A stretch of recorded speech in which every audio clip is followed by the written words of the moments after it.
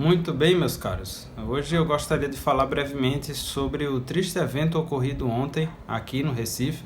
E para usar um eufemismo, para evitar a patrulha dos robôs do YouTube, que houve um esvaziamento de útero de uma menina de apenas 10 anos que foi vítima de abusos por parte do tio.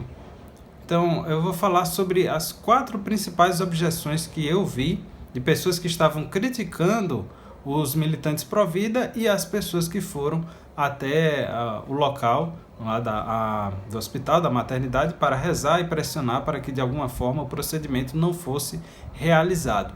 Então, a primeira coisa que disseram muito era o seguinte: vocês deveriam usar essa sua energia para exigir a punição do culpado. Certo, é válido, mas esqueceram de considerar uma coisa muito importante: a ameaça iminente de morte.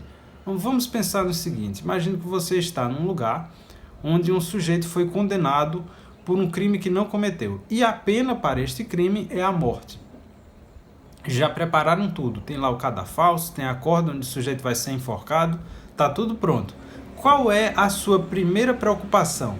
É ir atrás do verdadeiro culpado ou primeiro buscar inocentar aquele sujeito para depois procurar o verdadeiro criminoso? Para mim, a resposta parece muito fácil, muito simples.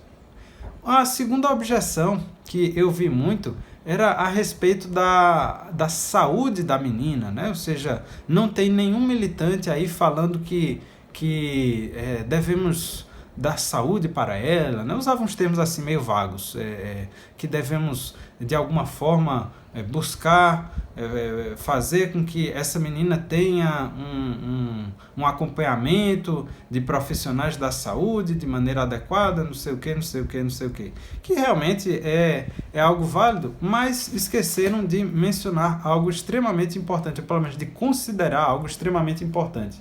Neste livro aqui, O Poder Global e Religião Universal, do Monsenhor Juan Cláudio Sanaúja, tem uma afirmação bastante interessante que ele faz aqui, na página 34 desta edição, que é o seguinte: a OMS, a Organização Mundial da Saúde, diz que a saúde é um estado de bem-estar biopsicossocial e não apenas a ausência de doença, o que por si só já justificaria múltiplos atentados contra a lei natural. O que ele está querendo dizer com isso? É o seguinte: você vai pensar assim, a menina está grávida, e isso vai afetar o lado social dela. Ou seja, ela vai sentir vergonha disso.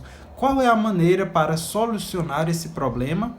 Aí vai ser a realização deste procedimento. Ou seja, dependendo da definição que você dê para a palavra saúde, na verdade, mais saúde poderia significar o contrário, ou seja, mais morte, por conta da nova língua utilizada pelo pessoal globalista, pessoal também da causa feminista, enfim.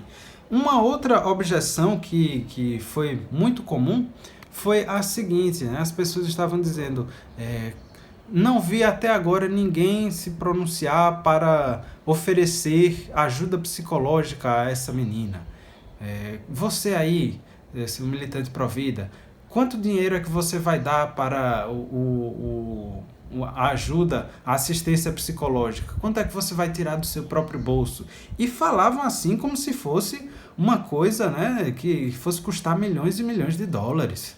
Porque algo assim bem, eu acho até risível. Imagine o seguinte: Sarah Winter, que é a principal, uma das grandes militantes antifeministas e pró-vida do Brasil, ela tem só no YouTube mais de 300 mil seguidores. Agora imagine se 0,1%, ou seja, 1 a cada 1000 destes seguidores dela, decidissem doar R$5 por mês para a família.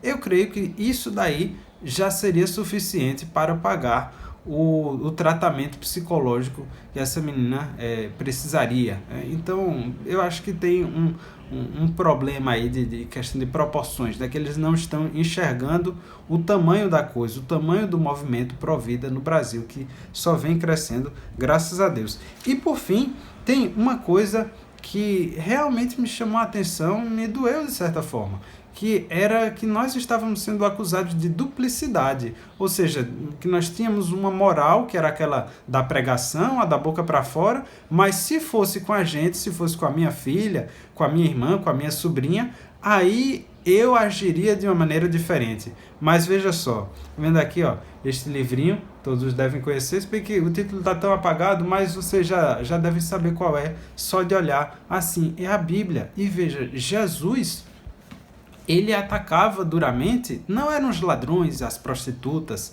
as pessoas que eles mais atacavam eram o que eles chamavam de hipócritas, eram os fariseus e os escribas que faziam as coisas bonitinhas, né, os rituais, tinham tudo, mas que não viviam aquilo dentro dos corações deles. Então, tem aqui uma passagem do Evangelho segundo São Marcos, o capítulo 12, dos versículos 38 a 40, e diz o seguinte: ele, né, Jesus, lhes dizia em sua doutrina: guardai-vos dos escribas que gostam de andar com roupas compridas, de ser cumprimentados nas praças públicas e de sentar-se nas primeiras cadeiras nas sinagogas e nos primeiros lugares nos banquetes.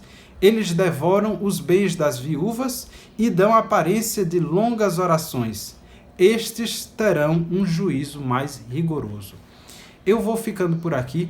Acho que ainda esta semana eu planejo lançar mais conteúdo falando sobre esse evento. Tem mais coisa ainda para ser falada. Então, se você gostou desse vídeo, curta, comente, compartilhe, se inscreva no canal e até a próxima. Valeu!